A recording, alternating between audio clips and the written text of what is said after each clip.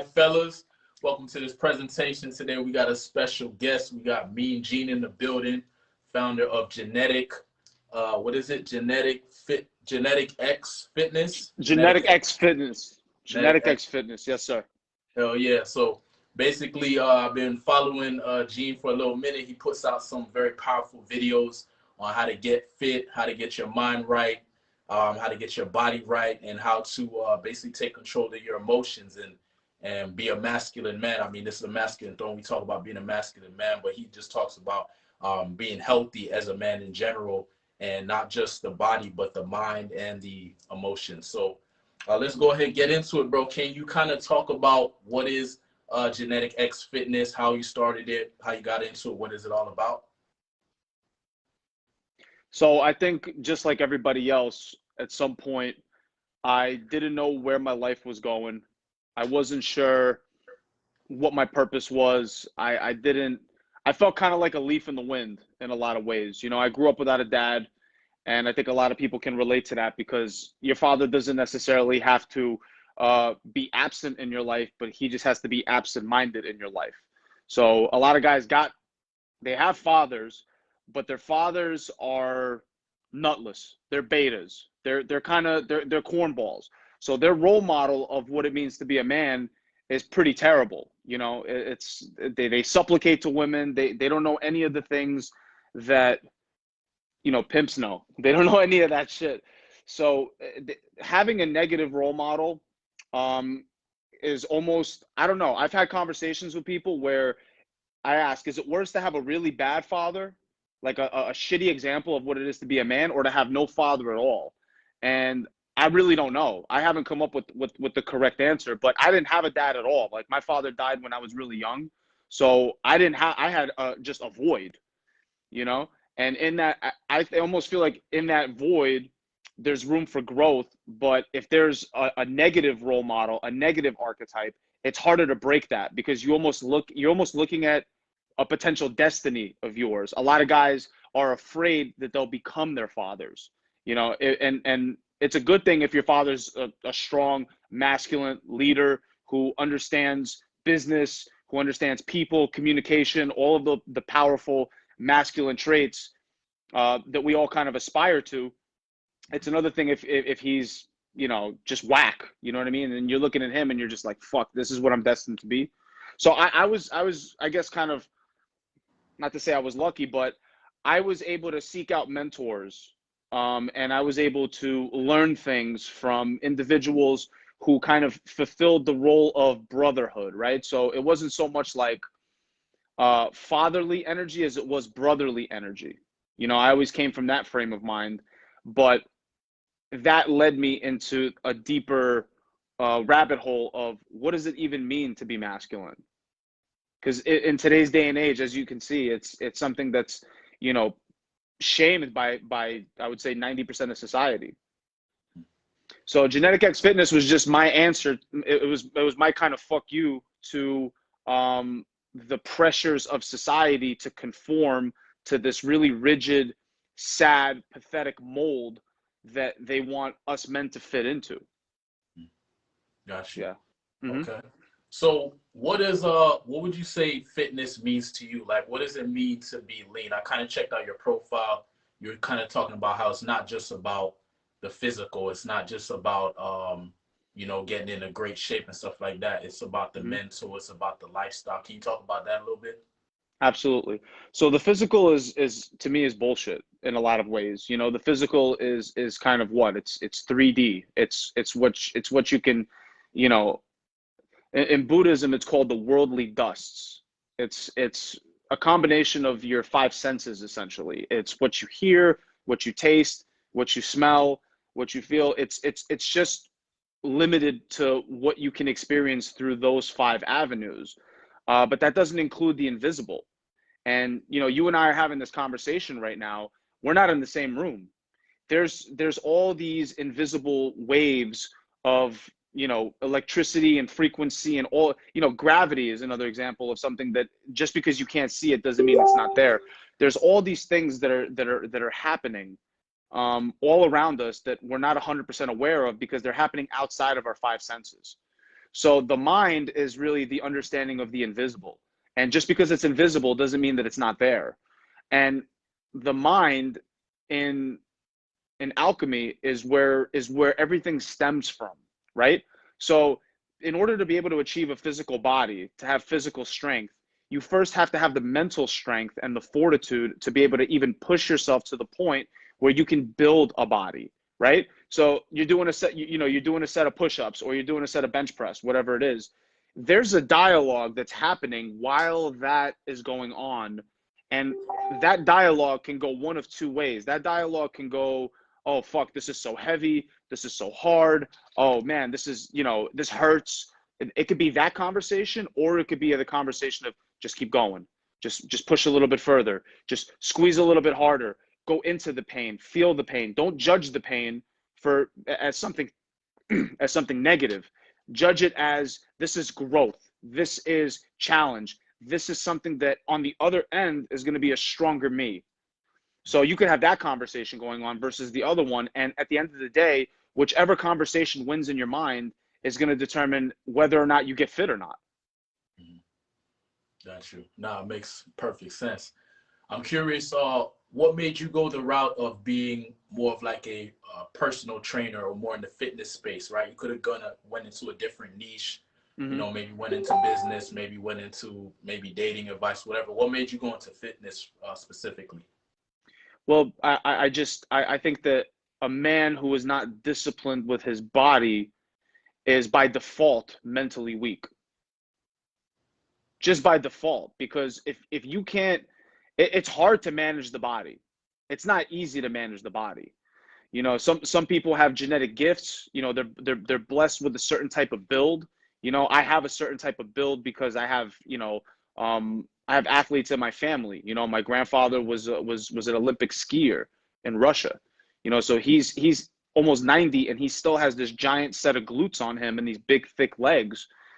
So there's a genetic component to that, but it's also what you do with it, right? It's kind of like seed and soil, right?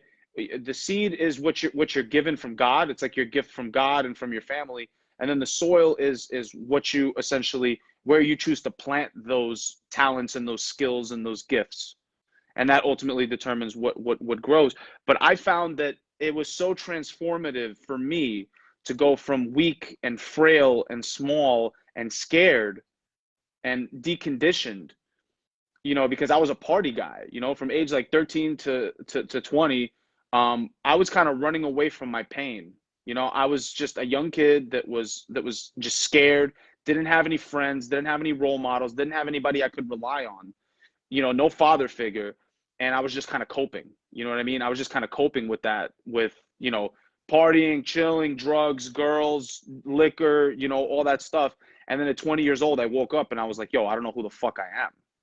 Like, on some real shit. Like, I don't know who the fuck I am. And that scared me even more. And I was like, yo, I'm not running away from this anymore. A buddy of mine extended an olive branch to me. He introduced me to my coach. And, up until that point, every guy thinks that they know how to fight.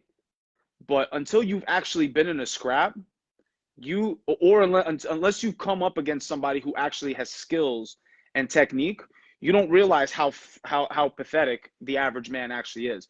One of the common kind of cliches in the pickup community is guys have two major delusions. One is they think that they can win in a fight, and the second one is they think they can pick up a girl.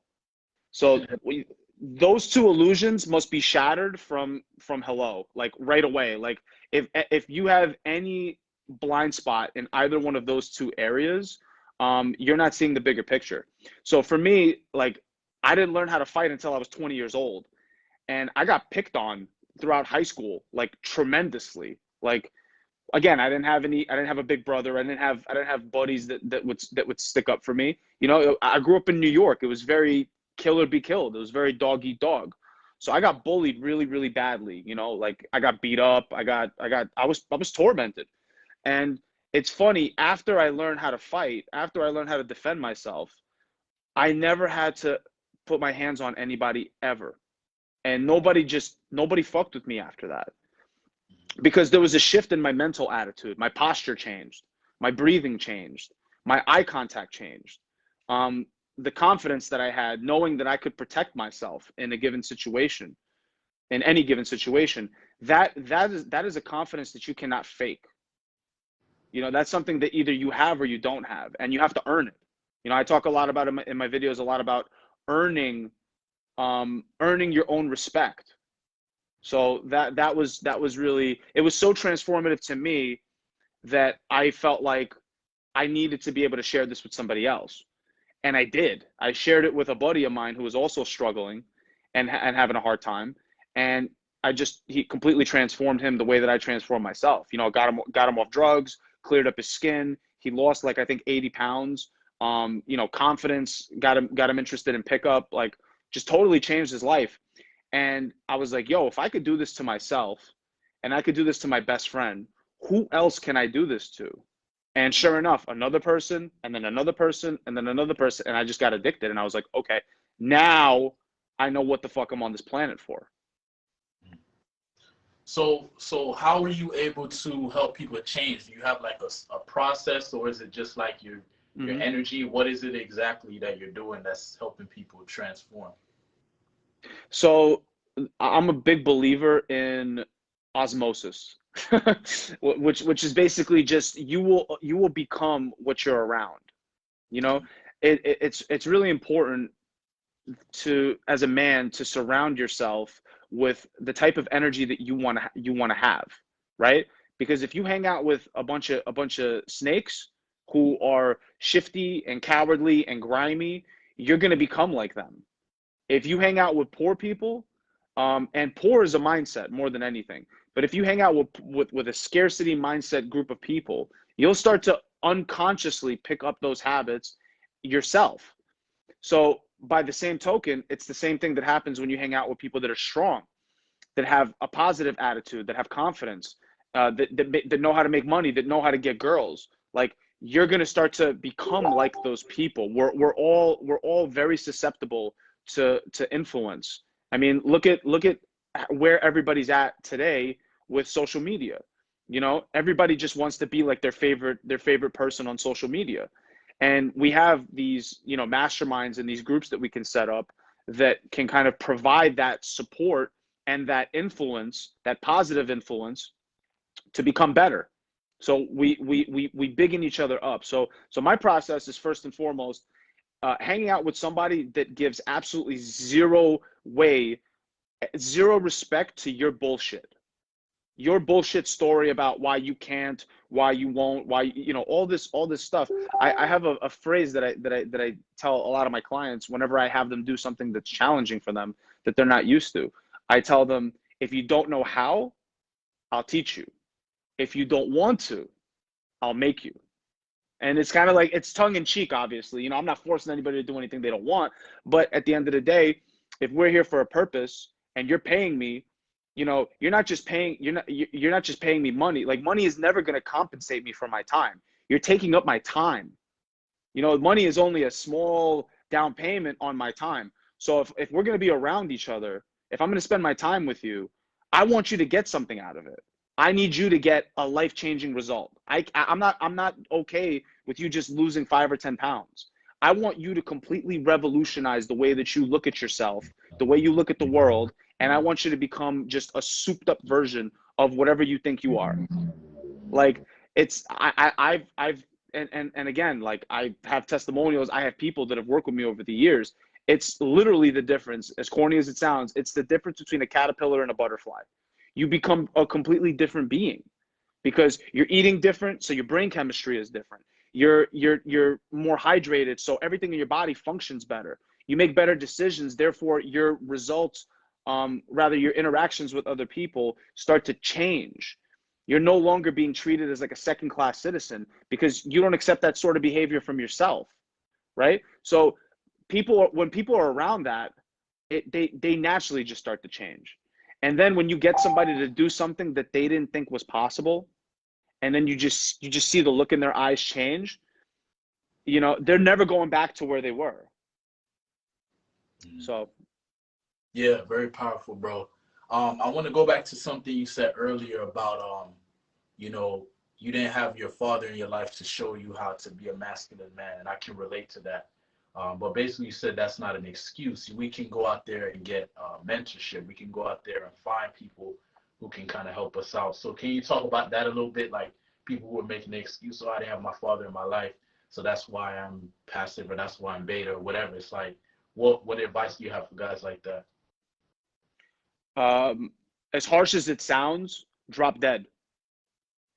Drop dead. Because at the end of the day, as a man, you are only as good as you are of service to others. Only cute little animals and women are loved unconditionally just for existing. Nobody loves a man unless he has utility. So, this comes down to just being a fucking pussy. Like if a guy is in that mentality, he needs to accept that he has internalized the idea that it's okay to be a pussy, and it's fucking not. It's not okay to be a pussy. So that person, there's nothing that you and I can teach them. The only thing that we can do is we need to make those people uncomfortable. We need to make them uncomfortable enough with being a pussy to where they say, okay, anything is better than being a pussy. I'll try anything. It's the kid who gets bullied in school over and over and over again until finally he closes his eyes and he just swings and he hits somebody, and then all of a sudden he's like, oh shit, I could do that. And now he's got his hands up. And now he can actually learn how to fight. But a lot of these guys just have their eyes closed and they're getting beat up by life. And they settle. They settle for that shit, Trey. They're okay with getting stomped out. And that's one thing that I can say about myself that I was never okay with. I was never okay with getting stomped out by life. I was never okay with getting bullied. I was subconsciously okay with it because I let it happen. But once I realized what was happening, that I can actually take control of the wheel, I stopped being a victim at that point. I stopped thinking, oh, woe is me. You know, I don't have friends. I don't have a father. I don't have anybody that cares about me. I have to take care of myself. And when you start taking care of yourself and you pull up the big boy pants, you realize nobody is coming to help you. Nobody's coming to save you. You can actually now start to put one foot in front of the other. And that's the beginning of the journey. Mm-hmm. And that journey is going to expose all of your weaknesses, all of them. And again, the mentality is ruthlessness. You have to be absolutely ruthless with your weaknesses. You find a weakness, you find a fear, and you need to attack that shit. So I said this shit in my video. If you're afraid of cold showers, that's the first thing you need to do is get in a fucking cold shower. And guess what? When you're no longer afraid of that and you're afraid of approaching a girl, you approach and approach and approach and approach until you're no longer afraid to approach. Mm-hmm. So it's the same thing with fitness. Guys are like, oh, I'm intimidated to go in the gym. It's like, there's girls in the weight room, man. You're a fucking pussy. You need to wake up. Somebody needs to slap you upside the head. Mm-hmm. So yeah, real shit, bro. So how does fitness tie into women? Like, what have you noticed in regards to fitness? Is it the physique that gets their attention? Is it the energy that you start tapping into when you start working out? Like, what is it about fitness that will make a man more attractive to women, or how does that work? Great question. It's so multifaceted. You and I could talk hours about just this one question. I think there's something that changes in a man hormonally when he starts to lift weights. Your body produces more testosterone. Your body produces more growth hormone. You know, your voice gets deeper. You start to take on more of the male characteristics. And ultimately what attracts women is polarity. It's the things that make us different from one another. So the reason why everybody's fucked up right now is because everybody's confused. Everybody's been all jumbled up with their identity. They don't know if a man should be more like a woman, if a man should be more like a man, if a woman should be more like a woman, if a woman should be more like a man. There's no polarity, so everybody's fucking confused. So as a man, you have to be the one that steps in and says, okay, this is who I am. If you can match this, then we have something. But if not, the next person will. The next girl will. 100%. So part of it I think it's the hormonal changes that your body goes through. The other thing is that testosterone really doesn't just change the way that you look, but also changes your behavior. You become more assertive. You become more. Your standards are higher, I think. For me, it comes down to standards when it comes to something like, women. Like, are you going to settle for a fat chick, or are you going to settle, or do you want a fit girl? Are you going to settle for a girl that doesn't know when to shut her mouth and just continues to talk and talk and talk and talk? Or do you want a girl that is actually going to be interested in what you have to say? Are you okay with her showing up late to a date? Or are you going to tell her, hey, if you're late again, I'm going to cut you off? So like, personal standards increase when you start to take care of your body. When you start to get more fit and you go through the journey, because the journey's so hard, right? It's so hard to get fit, especially if you don't have those genetic gifts, right? You're really going against nature in a lot of ways when you choose to make yourself stronger, because everything in nature is constantly trying to make us weaker and make us smaller. I'm gonna briefly touch on this concept because I think it's important. If you go into the Amazon, if you and I were in the Amazon, and that's nature. That's as nature. That's as cold hard nature as it gets. There are probably 200 things that can kill you in any given place in the Amazon. Poisonous snakes, poisonous frogs, poisonous plants, predators, all of these different things that can take you and I out. And the only way that our ancestors survived for you and I to be born was they had to be strong enough to be able to endure in an environment that challenging, right? But we've been taken out of the jungle now, and now we're in the concrete jungle. It's a different kind of jungle.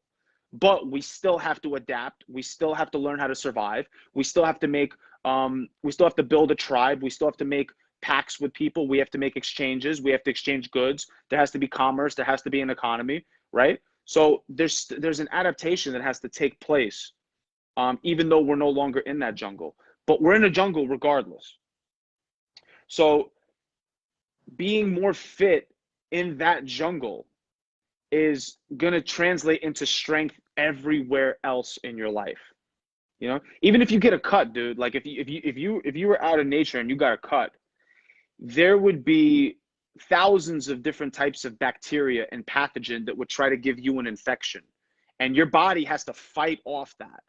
So it's like nature senses a weakness and it swarms immediately. If you're in the water and you bleed just a little bit, sharks will come from miles away to eat your ass. So any little display of weakness is an opportunity for nature to crush you. And if you're not strong enough, it will. So fitness to me is the answer to, I will rise above my current condition. I will rise above the limitations that are put on me by nature, and I will be stronger. I may not be the strongest, but I will be stronger than if I wasn't engaged in this activity. Gotcha. Mm-hmm. What is your thoughts on dieting? How important is dieting, and what kind of advice do you give your clients in regards to that? It depends. Well, that depends on the goal. I would say that if a person is looking for aesthetics specifically, like if they want to look better, it's 90% nutrition. Nutrition is that important. Guys that are in powerlifting can be a little bit more lax with their nutrition because those guys tend to carry a little bit more body fat. They use it in their sport. It kind of provides shock absorption for the crazy lifts that they do. So it depends on the goal, but I would say for health, it's everything, because it's the one thing that we all do, and we do it every day, and we do it multiple times a day. There are very few things that fit that criteria.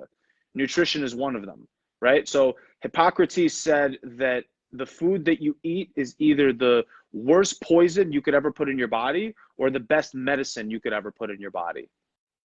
So, and a lot of our nutritional guidelines come from, what the ancients understood. They understood that it was calories in versus calories out. They had all these math equations. You know, they understood that if you take something away and you put it back, you're even. If you take something away and then you don't put anything back, then you're in a deficit. So that applies to so many things in life. But my advice is it depends. It's kind of hard. The nutrition question is again, it's one of those things we could talk for hours about it. Simple advice: if you want to lose weight, you got to be in a deficit. If you want to stay the same, then eat at maintenance. And if you want to grow, you got to eat in a surplus. And counting macros, I think, is the most overlooked thing that people do when they try to get fit. They overlook the power of calories in versus calories out. You know, in the fitness industry in particular, there's a whole lot of confusion and complication in order to profit. So people want to get you on their diet plans. People want to sell you nutritional courses and all that. At the end of the day, calories in versus calories out. It's basic thermodynamics. All right, bro. So you kind of given some good advice earlier on women, like how to relate to women. You talked about how important polarity is. I'm curious, are you a natural, or are you someone who struggled a lot with women coming up? What was your journey in regards to women? That's a really good question. So I was a natural who forgot he was a natural and then went back to it. Okay, and I'm gonna explain exactly what that means. So I had mentioned to you that I was in my party years from 13 to about 20, right? So something that I just naturally did was I snuffed girls off of me naturally. I knew that something inside of me said that if I push her away, she'll come running back to me.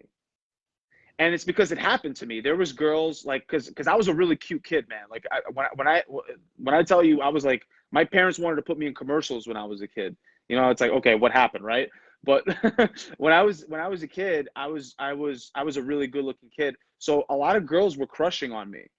And the girls that I was not interested in seemed to just become more and more interested in me when I did that. So I think instinctively, I knew that was a dynamic that always works. So when I saw a girl that I liked, that I really wanted, I would do the exact opposite. I would show disinterest, almost kind of disgust for her a little bit. And sure enough, she would be wrapped around my finger like this, you know, just a little bit of push pull, and it was in the bag. So also I was a rowdy guy. I mean, I'm still a rowdy guy, but I would just get drunk and have fun and not pay attention to the chicks and snuff them away. And then I'd always end up with a girl at the end of the night. All the time, right? Until I got to about 18 years old. And then when I was 18, I got my first legitimate job, right? I worked in retail. I worked in Bloomingdale's, 59th Street in New York. So on Fifth Avenue, right? Well, off Fifth Avenue. But that environment was the first time that I ever rubbed up against political correctness and corporate America, right? And immediately my feelings of like, because I'm extroverted, right? I'm introverted and I'm extroverted, but I'm mostly extroverted. I tend to be more extroverted. Immediately my outgoingness and my approaching people and my being comfortable with talking was met with a lot of suspicion, right? It was met immediately with a lot of like shame. People would constantly try to shame me for being extroverted and for approaching girls and for just being me, like just being me in an environment, because the corporate world and the world of political correctness is that of trying to box men into it's that mold that we were talking about earlier. Like, you're a beta male, shut up. No one's interested in your opinion. You know, it's women's turn. The future is female. You know, all that bullshit, all that nonsense, right? So that's all the stuff that they try to put in you when your head is soft, you know, when you're young and you don't know any better and you don't have role models. So again, just being in that environment, it was nothing but middle-aged women and gay men. Like that was all my coworkers, right? And all of them were excuse makers. All of them were out of shape. All of them had a victim mentality. All of them were bitter. They all had like baggage from life. You know, a lot of them were divorced. A lot of them were, you know, they had all these problems, right? Like if you ever worked in retail, it's a great place for finding basket cases. Like people that work retail long term lose their fucking mind. Like I'm telling you. So that environment really started to take an effect on me and stifle me. It stifled down my natural, the things that I already knew were you know, that work, right? So being in that environment long enough, and then also getting into a toxic relationship. I got into a toxic relationship with I mean, looking back on it now, a fucking vampire, like a emotional vampire, an absolute succubus. She's like the type of girl that will, like, they train you to be a beta male, bro. They train you to be a beta male. Every time they give you drama, they give you drama, and then when you supplicate to their drama and you're like, oh baby, you know, like let me make you feel better, they have sex with you right away. And then what that does is it creates this mental loop of I act like a bitch and I get pussy in response to acting like a bitch. Until eventually what happens? The girl gets tired of you and she stops giving you sex, and you're just stuck in that loop of the more nice I am to her, the more I'm going to get ass, and it just doesn't happen, right? So that plus the combination of work, the work environment, the next girl after that, like I was kind of like, I was sucked dry after this girl, dude. Like for a couple of months, I was really fucked up, like in the head. For like a good month or two, I was just like, I don't know who the fuck I am. Like this is awful. You know, I'm like 18, 19 years old. You're only trying to figure out you're just trying to figure out who you are, right? So the next girl that I was going to hook up with after her, super hot, super, super, super hot. Took her on a date to a nice place, dressed good, treated her well, and then guess what? No pussy. It's nice to meet you, blah, blah, blah, blah, blah, goodbye. I was like, okay, that doesn't usually happen. Then the next girl came along, right? The next girl was even hotter than the last one. So, like just absolutely stunning, just gorgeous from head to toe. Same thing. Hung out with her, took her places, introduced her to people, blah, blah, blah, blah, blah, blah. Spent the most money I had ever spent on a girl in my entire life on this girl and didn't even fuck her. After those two incidents, I was like, something is wrong. Some guys will go years repeating the pattern of what I just shared with you. I immediately was like, no, something is wrong. Something is 100% wrong. This should not be happening. So I started Googling shit. And I found David D'Angelo. You know who David D'Angelo is? Yeah. Okay. Double Your Dating, right. So I watched David D, and I fucking couldn't stop watching his stuff because he was describing who I was prior to these last 3 relationships that I had. I was like, this is unreal. Why am I watching these videos? I know this stuff. You know what I mean? Like, I was like, what? I know this stuff. So I started applying it and then some, because I was able to refine what I was doing, because I was doing stuff naturally. When I added more understanding and some technique on top of that, I became lethal. My sales went through the roof. You know, the quality of girls that I got went through the roof. And it just became easy for me. Like, it just became easy for me. So that rough period was really important for me I would have never discovered pickup had I not had that rough period. So, so that's kind of my story when it came to getting girls. Yeah, that's interesting, bro. So you were a natural. You started off as a natural, then you shifted into not being a natural, being kind of on the beta side of things, and then you went back to you unleashed the beast again. You brought it back out. but this time you had an understanding of what you were doing. So then, like you said, you became lethal. So yeah, that's cool, bro. You know, my story was definitely wasn't a natural. I started off like super shy, super awkward, super everything, and I once I found out about cold approach, I basically used that to kind of recreate myself and unleash my masculinity and find that beast that's already there. And that's kind of what I try to help guys understand is like that masculinity is within. Um it's just been like you said, guys have been shamed. They've had past trauma. They've had past events. People making them feel bad about being assertive or being outspoken or whatever it is, and so they start closing up and they start to protect themselves. They start to put on this new identity to protect themselves, and then they find themselves being somebody that they're not, and they don't even know how they got there. And so Yep. you gotta like help them to like I guess break those layers, cut off those layers, and bring that beast. I like to call it a beast because it's like a beast he's chained up, and we gotta break the chains and let him out. So cool, bro.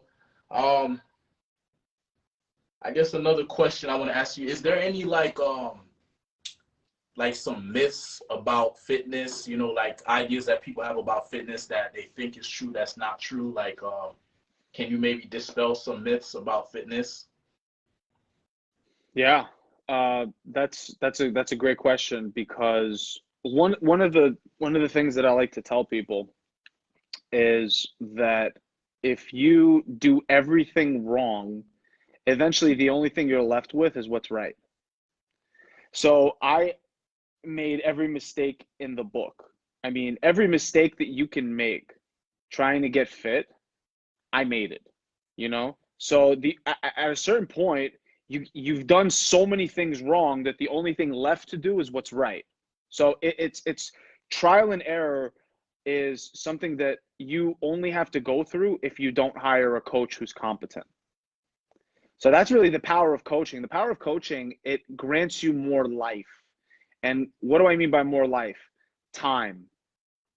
If you can save time, you can save your life because time is life. That's all it actually is. It's how much time you have. So if you could do what I did, which is do the wrong thing for 5, 6, 7, 8 years, you know what I mean? And get some results. You know, it's not like I wasn't getting any results. I was getting some results. But once I was able to learn the proper way of doing things, in 1 year, I was able to do more for myself than the previous 7 or 8. You know what I'm saying? So if I had just had a coach, my first, like in the beginning, a competent bodybuilding coach, I would be 10 times what I am now. So that's what I try, we try to do that essentially as coaches is we try to tell people like, don't go through the pain that I had to go through. You don't need to. Let me help you. I'll guide you away from all of the mistakes and the bad alleyways. You know what I mean? Like there's so much that like avoiding the wrong stuff is everything. So I don't know, off the top of my head, intermittent fasting is like a big to me a really big myth. Like, oh, there's all this magical stuff that happens when you skip breakfast. It's like, no, intermittent fasting is a good tool for burning a little bit of fat because when you first wake up in the morning, your body is in fat burning mode. If you've emptied out a lot of the sugars in your system through ideally a good 8 hours of sleep, when you wake up in the morning, your body is more thermic. It burns more fat for energy, right? So if you skip breakfast, you don't blunt that fat burning effect, right? So is it good for that? Yeah, it's good for that. And it's also good for, in general, creating a caloric deficit for someone who's trying to cut, right? Why? Because you're skipping a meal, not because there's some magic in skipping breakfast. It's just it helps you eat less calories. Therefore, it helps put you in a deficit. So that I would say that's one thing. That was a big thing. People think intermittent fasting is some magic thing. It's not. It's useful. It's a tool, but it's not the end all be all of fitness. What else? Obviously the stupid shit like, lifting weights makes girls bulky. That's really stupid. Girls don't even have the hormonal profile to be able to put on muscle mass. I know guys, I as a man have had a hard time putting on muscle. And some chick thinks that she's gonna do three sets of 12 squats and she's gonna get bulky. It's like, no. Guys don't even have enough testosterone to build the amount of muscle that they want, let alone women. So that's a really stupid myth. Not so much myths as mistakes. Like a big mistake is overtraining. I talk a lot about overtraining with people because it's very real if you're a natural athlete. You know, it's one thing if you're juicing, if you're juiced to the gills, you know, you're on all kinds of gear, you know, you can definitely, you know, fuck overtraining, you know, just go balls to the wall because you're mutated. You're not normal at that point. But normal people, we need recovery. You know, we need to be able to have time to grow muscle. If you don't ever give your body time to grow muscle, you won't grow muscle. So that's a really big one. I don't know. What about you, man? What do you think are some like big fitness myths that kind of stand out to you? Yeah, I was gonna ask you because all I do is body weight workouts. So I was gonna ask you like, Mm. what are your thoughts on weightlifting versus calisthenics? You know, what Mm-hmm. is because me the physique I have right now, it's all pull-ups, it's all push-ups, it's all squats, deep knee bends, one-legged, like just all body weight. And so I tell people like there's no excuses. You know, some people say, oh, I can't go to the gym or whatever. I'm like, yo, I work out at home and I get it in every day. So I was curious, like, what's your thoughts on calisthenics versus weightlifting? Weightlifting and calisthenics are both amazing. Simply because your body, your muscles don't know the difference between 50 pounds and 100 pounds. Your muscles only understand how hard they have to work. So the language of muscles is tension. And tension is it's irrelevant what sort of weight you're using, whether it's body weight or if it's an external weight. All your muscles understand is how hard they have to tense in order to be able to complete the contraction, in order to contract your muscles under resistance, right? Ultimately, what is weightlifting and calisthenics? What do they both have in common? They're resistance training. So they fit under the umbrella of resistance training. How you apply resistance to the muscle in order to stimulate it for a long enough period of time to elicit a hypertrophic response, right? A response of muscle growth, right? So both are great. I mean, I don't think one is superior to the other because ultimately the most important thing when you exercise is form. Form or execution, as some people call it, is the most important thing. You know, doing sloppy push-ups will yield less of a benefit, just like doing sloppy bench press, you know, or sloppy dumbbell press. Like if you're exercising incorrectly, you're gonna hurt yourself eventually. And I know because I did it. You know, I have a ton of old injuries and stuff like that, and injuries really bring you to the light. If I had never gotten hurt, I would have never gotten interested in corrective exercise, mobility work, tissue repair, ART, you know, myofascial release, like all that stuff was me just trying to heal my own injuries and my own mistakes, right? So do both. You know, I really think that there's a big problem with the approach of this or this, because in reality, it's not this or this, it's this and this. You shouldn't just lift weights, just like you shouldn't do body weight stuff. You shouldn't do body weight stuff and forget about lifting weights. Find what works for you, because at the end of the day, it's your body, it's your decision what you want to spend time on. If you get a better workout body weight, do body weight. Don't let anybody tell you that weights are better, you know? Or the opposite. If you like weights and you know certain body weight exercises you don't feel like, you know, help you, which I think is bullshit because I think a lot of the times it goes back to what I said before about form and execution. The better your form and your execution is, the more you're going to get out of any exercise, irrespective of what apparatus it is. Got you. All right, cool, bro. So we touched on mindset. We touched on physical, the body. We touched on women. We talked about masculinity. I want to look at emotions a little bit, like how to become a master of your emotions? So it's a two-part question. What do you advise your clients, and how do you handle your emotions? Like when negative emotions come up or things trigger you or whatever it is, how do you stay emotionally grounded? And do you meditate? Do you recommend meditation? So two-part question. I think you kind of almost answered the question on your own. I think meditation really is the answer to everything that we just the entire conversation, in fact, not just on emotions, because meditation is hitting the pause button on life, and I think oftentimes we everybody's really overwhelmed with how quickly the world is changing. Technology is responsible for a lot of that. Our monkey brains are not used to having access to this much information, you know?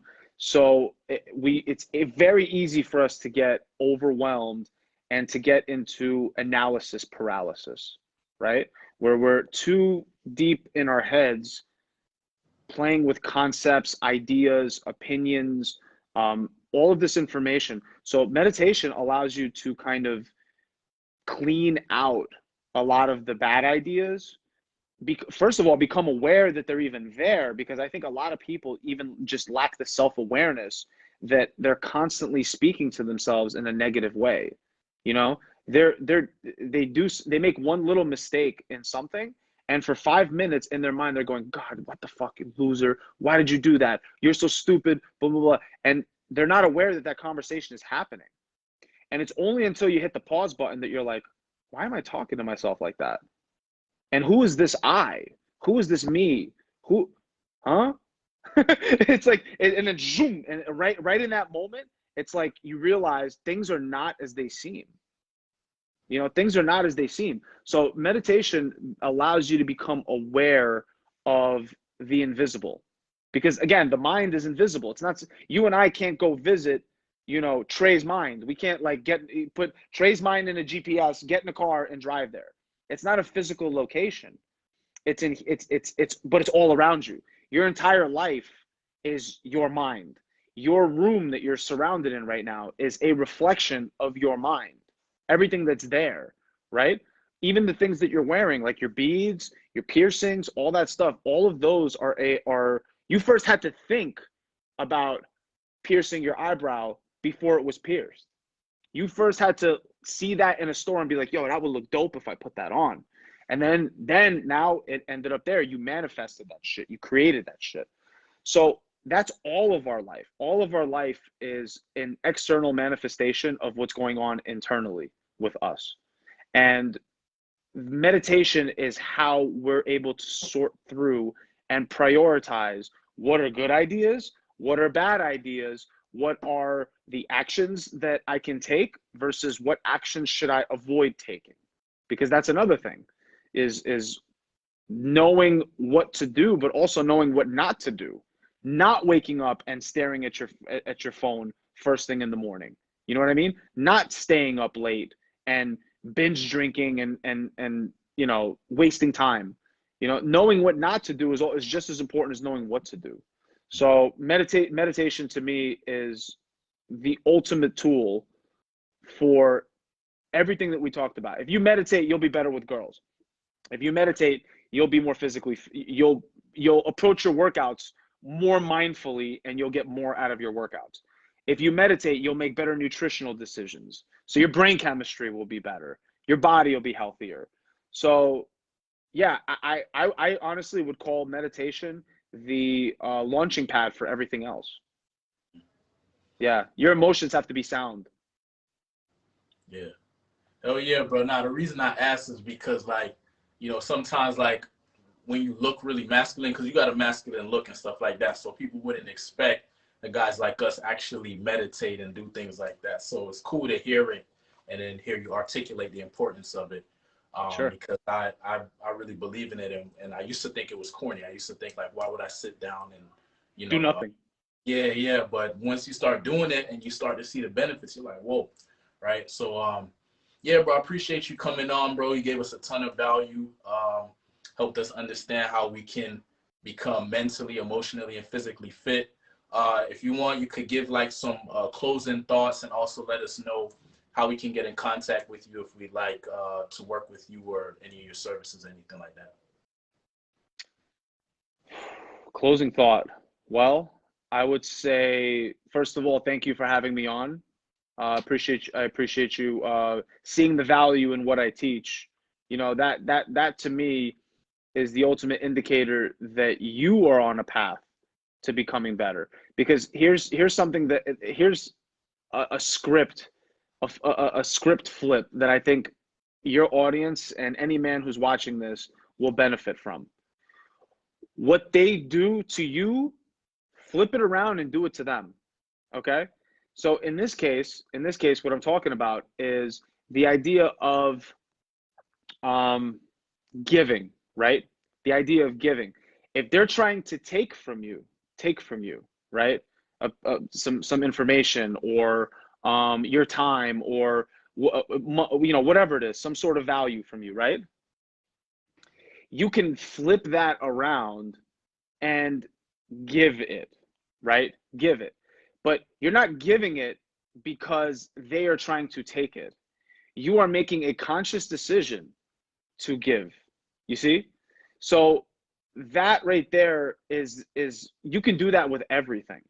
You know, women try to get you to qualify yourself, right? They're like, oh, what makes you special or what makes you different? Well, I do that to them. I flip the script on them. So when people tell me, because I've been with my girl for a long time, like I have a really, really solid girl. We have an open relationship on my side, not on her side though, on my side. Okay. A lot of guys, when they hear that, they're like, yeah, this guy's full of shit. You don't think because you're with other girls that she's not with other guys? No, she's not. She's not. And when people tell me when they meet her that, oh, wow, you're really lucky to have her, I just laugh because in my mind, she's lucky to have me. That never changes in my mind. I never at any point in my relationship have I thought that she wasn't the lucky one in the relationship. Never. I never thought, wow, I don't think I could do better than this. Like I love her, but if our relationship ended tomorrow, I'm not done. I'm not cooked. I'm not in the gutter. Like I will upgrade. I will get a better girl. Because it's always happened. It's always happened. Every single time that I thought like this was the end all be all, there was always something better. It's like the old phrase, when one door closes, another door opens. So any guy who's watching this needs to stop acting like the thing that's happening to him now is the last thing that's going to ever happen to him. If you just lost your job, like every time I lost a job, I got a better one that paid more and gave me less stress. Anytime I lost a girl, I always got a prettier one that gave me less of a hard time. You know what I mean? Like, so that abundance mindset comes from flipping the script. Stop thinking that you have to prove yourself to everybody else. Prove yourself to yourself, and then once you do that, you're gonna stop caring what other people think. So much of our demons, so much of our problems come from us just being so concerned with what the next person thinks. Oh, I don't like his beard. Oh, I don't like his this. I don't like his tattoos. I don't like. I've tried to almost make myself more of a target because my mentality is like, bring it, like say something stupid, please, because I want to be able to flip the script on this person and make them feel retarded. You know what I mean? That's my kind of way of pushing against the forces that we spoke about earlier about nature and about society and being pushed into the mold. It's like, no, that's my Joker smile. That's my Joker smile. My response to all of that. So I think that's kind of the overall theme of just what I teach is rising above where you're currently at and realizing that nothing could stop you. The only thing that can stop you is yourself. So if people want coaching, if people like the some of the things that I talk about, this is barely scratching the surface of what I go through with my clients, and we get super deep, bro, like super fucking deep. So that's geneticxfitness.com. People can sign up for coaching there. They can sign up for either a consultation, which is kind of a one-time thing, and they can see if it's right for them, or they can sign up for multiple blocks of training, and that applies to physical training or mental training, whatever sort of training that they're looking for. Follow me at Instagram, geneticxfitness, and my YouTube channel, geneticxfitness. I almost doubled my subscribers in just the last month, Nice. which is awesome. Just like really super quick growth because if you're consistent with putting out content, people see that. So I've been consistently putting out content, and the channel's been growing like crazy. So I'm really happy about that. Oh yeah, exciting stuff, brother. Appreciate you, man. Appreciate you, Mean Gene, for coming on and giving us some wisdom. And thank you for watching. I'll see you all on the next presentations. Peace. Peace, brother.